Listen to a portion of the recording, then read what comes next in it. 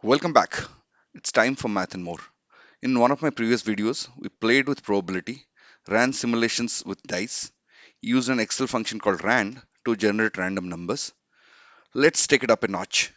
Play with the RAND function, explore its randomness, then use that to experiment with coins. Let's get cracking. Here you go. So let's try to plot random numbers on a 10 by 10 sheet. Okay, so this is your random function, RAND, right? Generates numbers between 0 to 1. Now multiply that by 10. So it's a number between 0 to 10. So what I've done is I've copied this formula on x-axis on this x values 2500 times and same on the y side, right?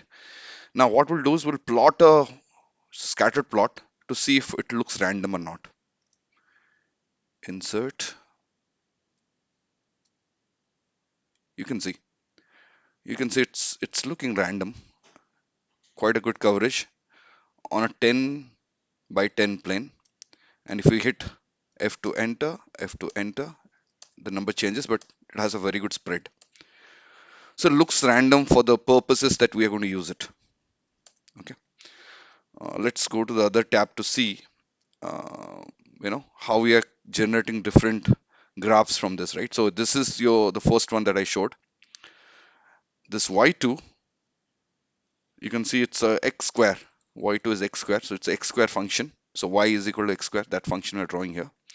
And this y3 is a sine function. You can see the sine curve here. So y, you can see here, y is sine of x. Okay, so with this, let's try to solve a problem, right? Let's look at the toss of a coin.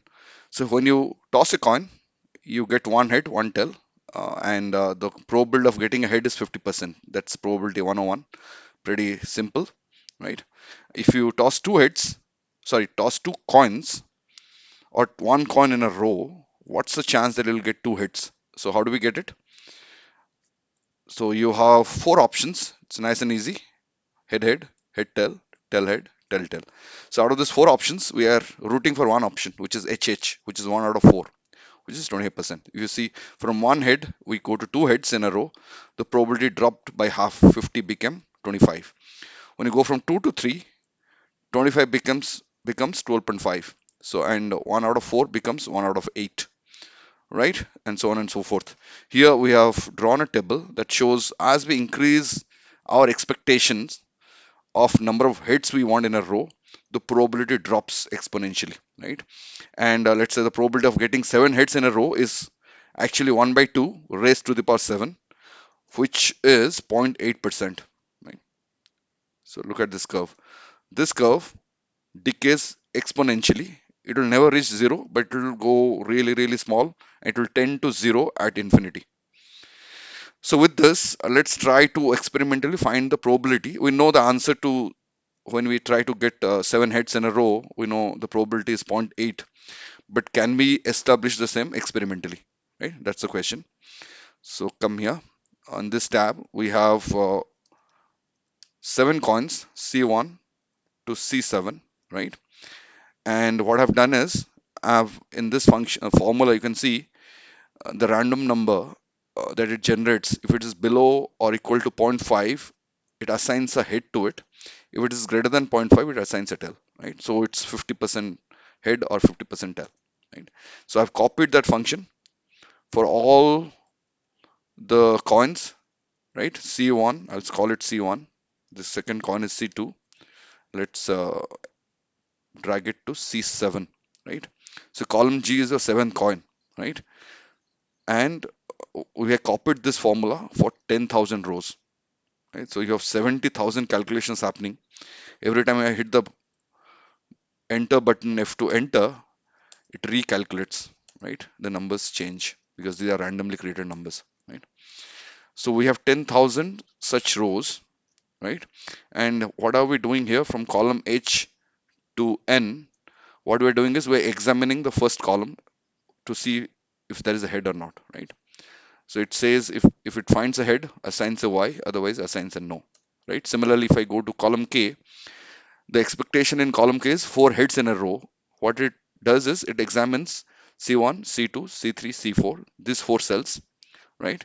And it concatenates A2, B2, C2, D2 and sees if the values, equals HHHH, right? When you concatenate, it should equal HHHH. It assigns a Y, right? Four hits in a row. Similarly, this one, seven hits in a row, right?